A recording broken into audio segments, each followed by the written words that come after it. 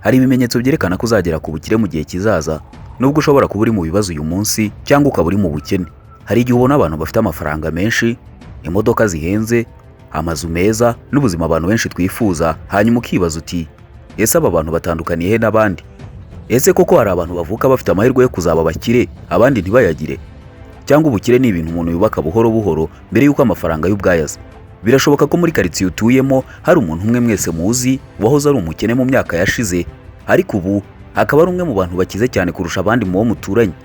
Abantu benshi bakize ntabwo batangiye bafite amafaranga menshi, bamwe batangiye ari abakene cyane bafite ibibazo, abandi bafite amadeni, abandi nta miryango ikize bari bafite cyangwa ngo babe baziranye n'abakire. Ikintu kimwe cyabatandukanyaga n'abandi ni imico bagiraga, imitekerereze n'imyitwarire yerekanaga ko bazagera kure mbere y'uko batangira no kubona amafaranga. Mu by'ukuri ubukire akenshi butangirira mu bitekerezo mbere yo kugaragara kuri konte cyangwa imitungo abantu babonesha amaso. Hari abantu bafite amafaranga make uyu munsi ariko bakaba bafite imico y'abakire b'ejo hazaza. Hari n'abafite amafaranga menshi ariko bakaba bafite imico ishobora kuzabageza mu bukene nyuma. Aba bantu bombi ushobora kubitegereza ukabamenya cyangwa ukireba nawe ubwawe ugendeye ku bimenyetso 10 biranga abantu bazaba abakire tugiye kugarukaho muri iki kiganiro. Niyo mpamvu ushobora kuba uri mu bibazo uyu munsi, nta kazi ufite, business yawe itaratangira gutanga amafaranga, cyangwa ubuzima bukigoye cyane, ariko niba ufite ibi bimenyetso tugiye kurebera hamwe, bishobora kuba ari ikimenyetso gikomeye cy'uko uri kubaka ubuzima buzakugeza ku bukire mu gihe kiri imbere. Kandi ikintu gikomeye cyane ugomba kumenya ni uko ubukire budatangirana n'amafaranga ubona, ahubwo butangirira muri mindset cyangwa mu mitekerereze yawe. Dore ibimenyetso 10 bikomeye byerekana ko ushobora kuzagera ku bukire mu gihe kizaza. Ikimenyetso cya mbere cyerekana umuntu uzaba umukire ni uko aba ari umuntu uhora ushaka kwiga no kumenya ibintu byinshi. Iki ni kimwe mu bimenyetso bikomeye cyane biranga umuntu uzaba umukire. Abantu benshi batangira gukira igihe batangiye gukunda kwiga ibintu bishya kurusha uko bakunda kwidagadura gusa. Umuntu ushobora kuzagera kure ahora ashaka amakuru mashya, akunda kubaza ibibazo, ashaka gusobanukirwa ibintu, kandi ntabwo ari wa muntu wumva ko azi byose. Iyo umuntu ahagaritse kwiga, akenshi aba atangiye gusubira inyuma. Isi ihinduka buri munsi, tekinoloji irahinduka, ubuzima burahinduka, imbuga nkoranyambaga zahinduye uko abantu bari basanzwe babayeho mu myaka ishize mbere y'uko ziza. Uburyo bwo kubona amafaranga burahinduka kuko buri munsi havuka amahirwe mashya. Abantu badakunda kwiga ibintu bishya niba kenshi basigara inyuma. Elon Musk utunze miliyari zirenga 800 z'amadolari, azwi nk'umwe mu bantu bakunda kwiga cyane. Nubwo afite kampani nyinshi, akaba ari nawe muherwe wa mbere ku isi, yakunze kuvuga kenshi ko yize ibintu byinshi, akajya akunda gusoma ibitabo nawe ubwo atibuka umubare. Mu gihe yashakaga gutangiza ikigo gikora ibijyanye n'ingendo zo mu isanzure, SpaceX, ntabwo yari inzobere cyane mu bijyanye na rokete cyangwa kugurutsa ibyogajuru mu kirere, ariko mbere yo gutangiza iki kigo kiri mu bikomeye mu isi, yabanje kwiga amasomo y'ubugenge, asoma ibitabo byinshi, yiga ibijyanye no kurasa za rokete zitumbagiza ibyogajuru, yiga n'andi masomo ajyanye n'iby'isanzure. Nyuma yaje kubaka imwe muri kompanyi zikomeye cyane ku isi, ariyo SpaceX. Ikibazo abantu benshi bafite ni uko abantu benshi bashaka amafaranga ariko bakaba badashaka kwiga ibintu bishya. Abahanga mu by'ubukungu bagaragaza ko amafaranga winjiza akenshi yiyongera bitewe n'agaciro k'ubumenyi wibitseho. Iyi ishobora kuba ariyo mpamvu umufundi akorera amafaranga menshi kurusha umuyedi, nyamara umuyedi ari uvunika. Niba ushaka gukira, abahanga mu by'imari bavuga ko ukwiye gutangira kwiga ubumenyi bushya. Ukwiye gutangira gusoma ibitabo, ukareba video zirimo inyigisho nk'iyi, ukiga uko abakire baganira, ukaniga uko abantu batekereza. Kunguka ubumenyi bifite agaciro gakomeye cyane. Ni kimwe mu bintu bishobora kuzana itandukaniro mu buzima bwawe niba nawe ushaka gutera imbere. Ikintu cya kabiri kiranga umuntu uzatera imbere nuko aba ari umuntu ufite icyerekezo cy'aho ashaka kugera. Abantu benshi babaho uko bwije n'uko bukeye, nta cyerekezo gihamye cy'ubuzima bafite, ariko abantu benshi bageze kure babanzaga kugira icyerekezo mbere y'uko babona amafaranga. Impamvu nuko iyo umuntu afite icyerekezo, amenya ibyo yanga, amenya ibyo ashaka, amenya ibyo agomba kwitaho, kandi akamenya ibyo agomba kureka. Kugira intumbero y'aho ushaka kugera nibyo bitanga discipline cyangwa indangagaciro z'umuntu ugera ku ntego yihaye. Iyo nta cyerekezo gihamye cyangwa wifuza kugera mu gihe kizaza ufite, ushiduka urinya mu gihe bigiye, ibi bikagukururira kwisanga uri gukurikira abandi kuko nyine uba utaramenya aho ushaka kugera. Ariko iyo ufite icyo ushaka, utangira guhitamo neza, ugacunga igihe cyawe neza, ugakora ibintu bifite intego, kandi ibi nibyo matafari yubaka ubukungu ku bantu bose. Steve Jobs ni umwe mu baherwe bakomeye cyane isi yatunze mu myaka ya vuba. Mbere yo kugera ku butunzi bwe, yari afite icyerekezo gikomeye cyane. Mu ntangiriro abantu benshi ntibemeraga ibitekerezo bye, ariko yari azi neza icyo yashakaga. gukora tekinoloji yoroshye kandi nziza abantu bose bazakunda gukoresha. Iyo viziyo niyo yaje kubaka Apple, kimwe mu bigo bikomeye cyane ku isi bikora ibikoresho by'ikoranabuhanga byiganjemo za telefone ndetse na za mudasobwa. Ikibazo abantu benshi bafite nuko abantu benshi baba bashaka amafaranga gusa, ariko amafaranga si cyo cyerekezo cyangwa viziyo mu yandi magambo.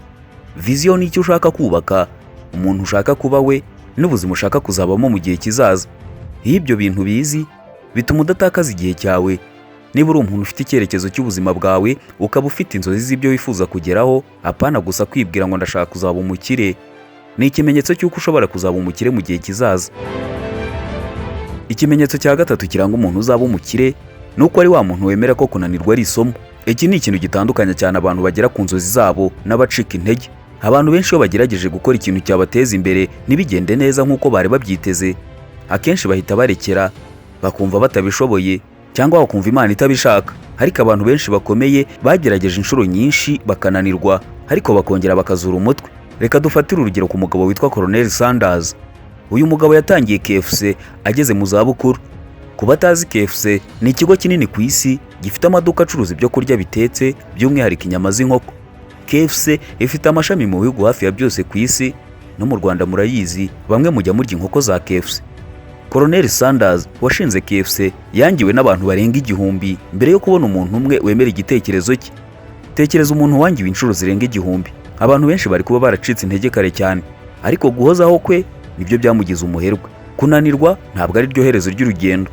Hari igihe watangira business ariko ukabona business itari gutanga amafaranga, abantu batagushyigikira, ibintu bikanga. Ariko ikibazo nyacyo ntabwo ari ukunanirwa cyangwa kuba akakanya bitari kugenda neza, ahubwo ikibazo ni ese uzongera ugerageze. Abantu benshi bakira bafitanye ubushuti cyane n'inshinga yitwa kunanirwa, ariko bakanga cyane inshinga yitwa gutsindwa cyangwa kutongera kugerageza. Kunanirwa babifata nk'isomo, ntabwo babifata nk'iherezo. Niba nawe ari ukuteye, hari amahirwe menshi yuko mu myaka iri imbere uzaba warazamuye amikoro yawe. Ikintu cya kane kiranga umuntu uzaba umukire nuko ari umuntu ushaka abantu bamufasha gukura. Wabyanga wabyemera, abantu bagukikije bafite uruhare rukomeye cyane ku buzima bwawe. Iyo uhora uri hagati y'abantu badafite icyerekezo, bahora bavuga ibitagenda neza gusa, baseka inzozi z'abandi cyangwa izawe aho kugushyigikira, cyangwa badashaka gukura yaba mu bwenge no mu mafaranga, nawe bikugiraho ingaruka mu buryo utahita umenya ako kanya. Umuherwe Warren Buffett yavuze kenshi ko kimwe mu bintu byamufashije cyane kugera ku butunzi afite ari ugukikizwa n'abantu bafite ubwenge kandi bafite ubumenyi butanga umusaruro. Yize byinshi ku mugabo witwa Benjamin Graham wamubereye umujyanama mu by'imitekerereze. Iyo ukikijwe n'abantu beza, utangira gutekereza neza, kubona amahirwe agukikije, gukura mu buryo bwihuse no kwizera ko ibintu byinshi bishoboka.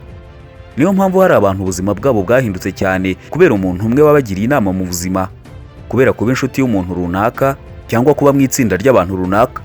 Niba ukikijwe n'abantu bakurusha ibitekerezo n'amafaranga, uri mu nzira nziza yo kuzaba umukire mu gihe kizaza. Ariko niba ukikijwe n'abantu bagusubiza inyuma gusa, ahazaza hawe hari mu kaga nubwo ushobora kuba utabizi. Ikintu cya gatanu kiranga umuntu uzaba umukire nuko aba ari umuntu ufite kwihangana no kudacika intege. Ubukire nyabwo akenshi ntabwo buza vuba. Imbuga nkoranyambaga zatumye abantu benshi batekereza ko umuntu ashobora guhinduka umukire mu gihe gito.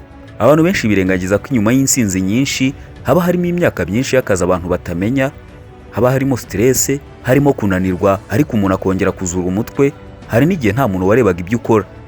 Dufatiye urugero kuri Mr Beast, umuntu wa mbere ufite abamukurikira benshi ku rubuga rwa YouTube, akaba n'umuherwe ubikesha uru rubuga. Mr Beast yamaze imyaka akora video za YouTube mbere y'uko abantu benshi batangira kumumenya. Yakoraga video zirebwa n'abantu bake cyane, ariko ubu niwe muntu ukora video zirebwa n'abantu benshi kuri YouTube kurusha abandi. Yatangiye nk'abandi bose, atangira nta mafaranga menshi afite ndetse ntabwo yari umusitari. Hamwe no kudacika intege kwe, nyuma ibintu byaje guhinduka.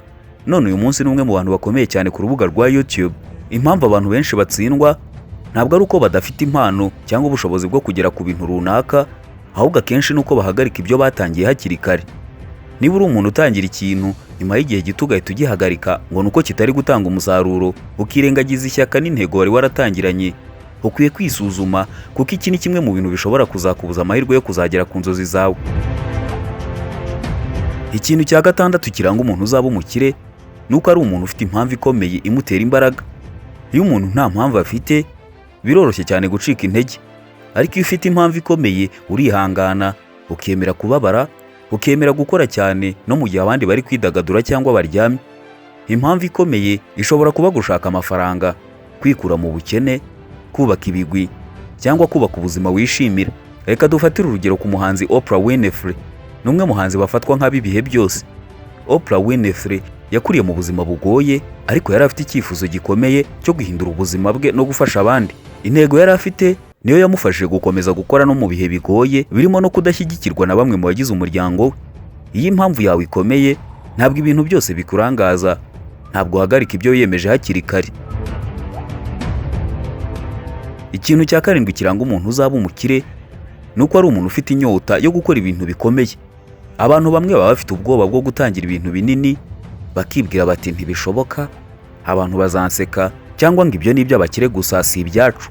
Ariko abantu benshi bageze kure batinyutse gutekereza ibintu binini mbere y'uko bagira ubushobozi.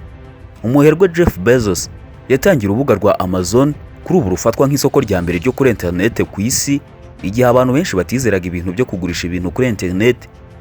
Viziyo ye yari nini cyane kurusha uko abantu benshi babibonaga muri icyo gihe. Gutekereza binini ntabwo bihagije ngo bizatume nawe uba umukire, ariko bigufasha gukora cyane, kureba no kumenya amahirwe agukikije, no kutanyurwa n'ubuzima busanzwe gusa. Abantu benshi bafite inyota yo kugera ku bintu byinshi, ariko nta kintu bashyira mu bikorwa kubera ubwoba. Niba uri umuntu ugira inzozi nziza, ukwiye gutangira kwitoza gukora udukorwa duto duto tukuganisha ku nzozi zawe. Ikintu cya karindwi kiranga umuntu uzaba umukire ni uko ari umuntu uzi gucunga neza amafaranga ye. Hari abantu binjiza amafaranga menshi ariko bagakomeza kuba abakene. Impamvu ni uko badacunga amafaranga yabo uko bikwiye, cyangwa bagakoresha amafaranga yose binjiza mu gutuma abandi babona ko bameze neza. Ubukire nyabwo ntabwo ari amafaranga ugaragariza abantu ko utunze. Hari itandukaniro hagati yo kugaragara nk'umukire no kuba umukire by'ukuri. Abantu benshi bafite ibintu bihenze ariko bafite amadeni menshi. Reka dufatire urugero kuri Warren Buffett. Nubwo ari umwe mu bantu bakize cyane ku isi, Warren Buffett azwiho kubaho ubuzima bworoheje ugereranyije n'ubushobozi afite. Yizera ko kumenya gucunga amafaranga birinda ibibazo, bituma ushobora gushora hunguka nta guhubagurika, kandi bikakubakira ahazaza heza.